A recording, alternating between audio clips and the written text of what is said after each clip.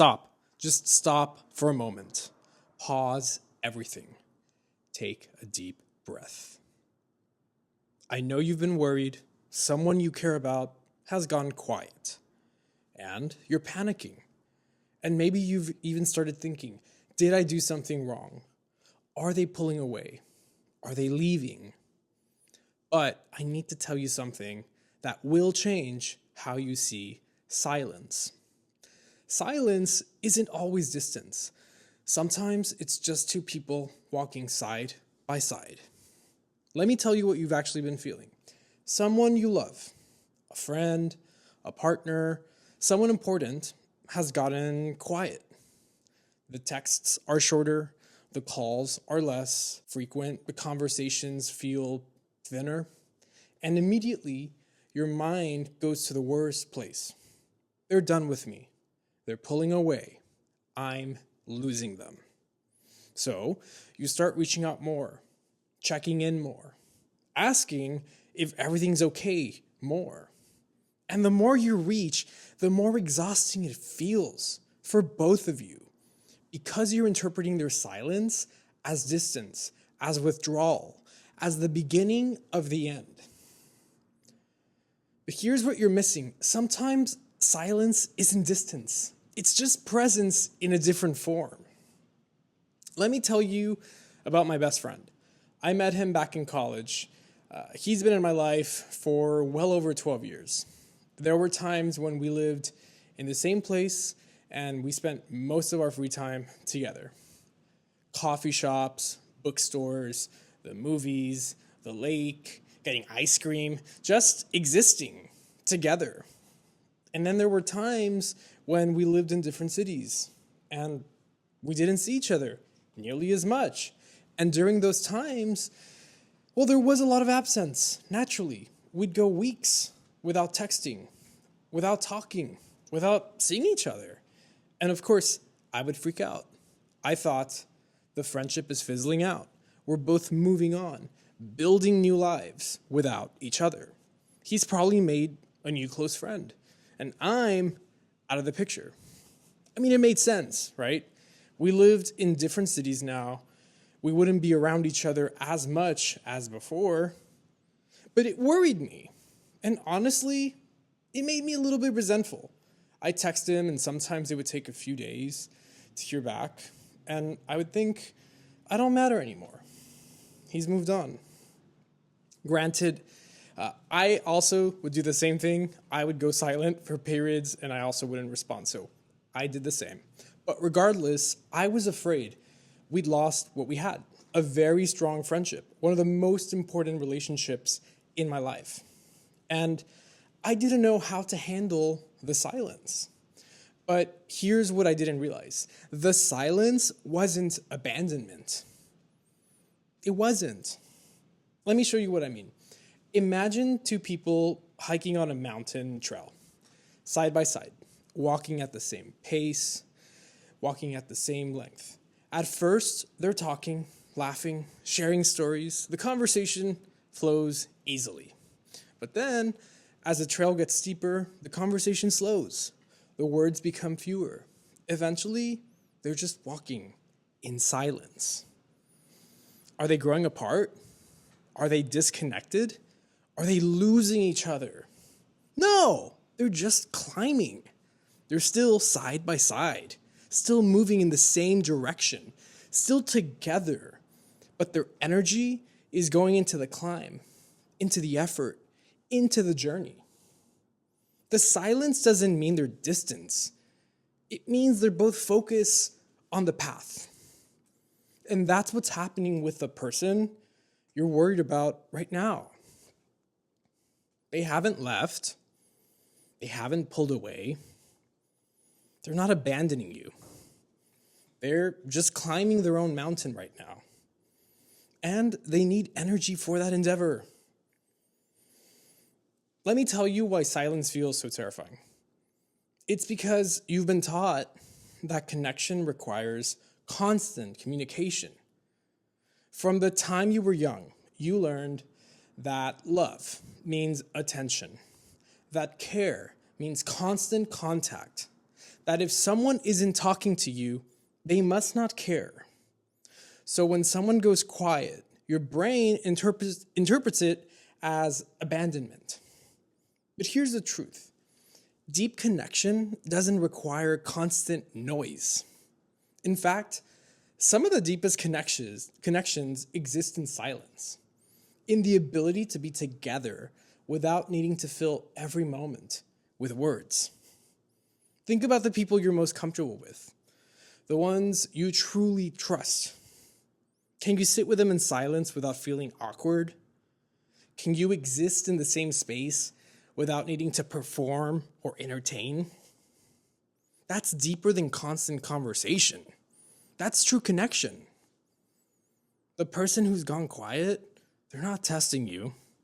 They're not pulling away. They're trusting that the connection is strong enough to hold the silence.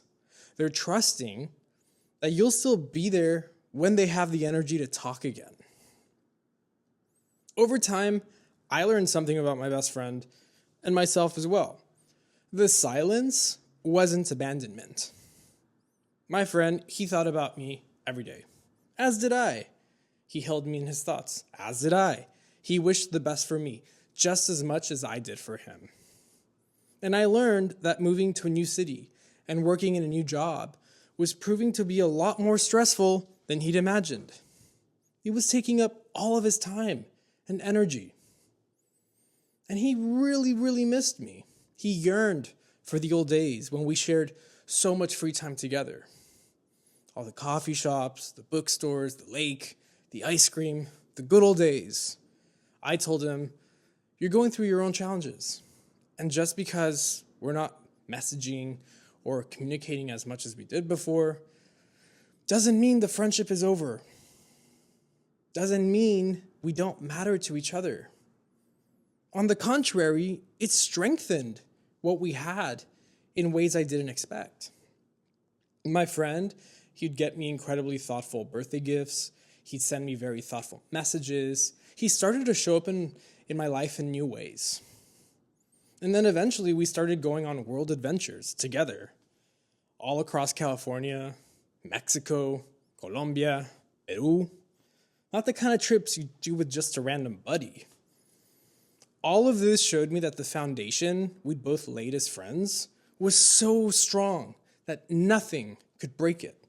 Not even a silent spell of a few days, maybe even weeks. It showed me that the space is powerful because it gives people time to feel and acknowledge your absence, to help them realize how much you mean to them. I know I felt exactly that way about my best friend. I longed for our friendship even more during that time. And I realized that I shared something so special and unique with him that I didn't want to let go of. But I also learned something about myself. My panic over the silence, that wasn't really about him. It was about me. It was a mirror reflecting my own insecurities, my fear of abandonment, my worry that I wasn't enough. And if I wanted to deepen this friendship, and every friendship, I needed to work on that. I needed to build up my confidence, to trust that if someone cares about me, a few days of silence doesn't erase that. And here's what I discovered. Our relationship has only become stronger, greater. Even though we'd go days without texting, we'd always pick up right where we left off. And when I looked at the big picture, I realized there may be some gaps in time, but we basically have one overarching ongoing conversation about everything.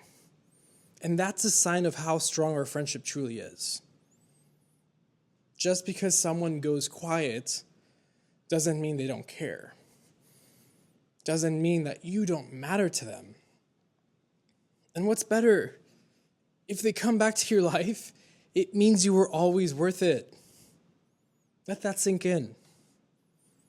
Let me tell you what silence actually means. It doesn't mean abandonment. It doesn't mean the end. It doesn't mean they don't care. It means they're walking their path, and they trust you're still walking yours, side by side. Sometimes silence means I'm struggling and I need space. Sometimes silence means I'm processing and I can't talk right now. Sometimes silence means I'm so comfortable with you that I don't need to feel the quiet. Sometimes silence means I'm here. I'm just focused on something else right now. And none of those things mean that they're leaving. None of those things mean you did something wrong. They just mean they're human. And humans can't be on all the time. And here's what you need to understand about your own panic. If their silence sends you spiraling, that's information, not about them, about you. It's showing you where your insecurities live, where your fear of abandonment hides, where you still believe you're not enough. And that's okay. We all have those places. But if you want deeper, stronger friendships, you have to work on that. Seriously, you have to build up your confidence. To trust that if someone cares about you, their silence doesn't erase that. To know that a few days without contact doesn't mean the relationship is over. Because here's the truth about strong relationships. They are not defined by constant contact. They're defined by the ability to pick up right where you left off. There may be gaps in time, days, weeks, even months, sometimes years. But underneath those gaps, there's one overarching, ongoing conversation about everything. And that's what real connection looks like. So instead of panicking in the silence, trust it. Trust that the connection is strong enough to hold the quiet. Trust that they'll come back when they're ready. Trust that silence doesn't erase everything you've built together. Give them space to walk their path and trust that they're still walking it beside you.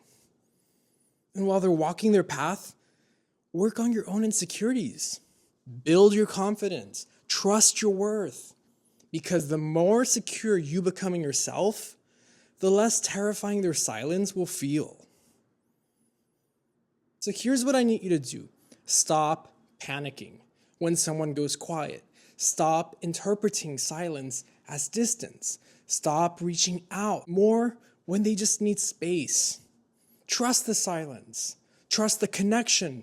Trust that they're still there. The next time someone you love goes quiet, instead of panicking, take a breath and remind yourself, we're still walking side by side. They're just focused on the climb right now. Don't fill the silence with anxiety.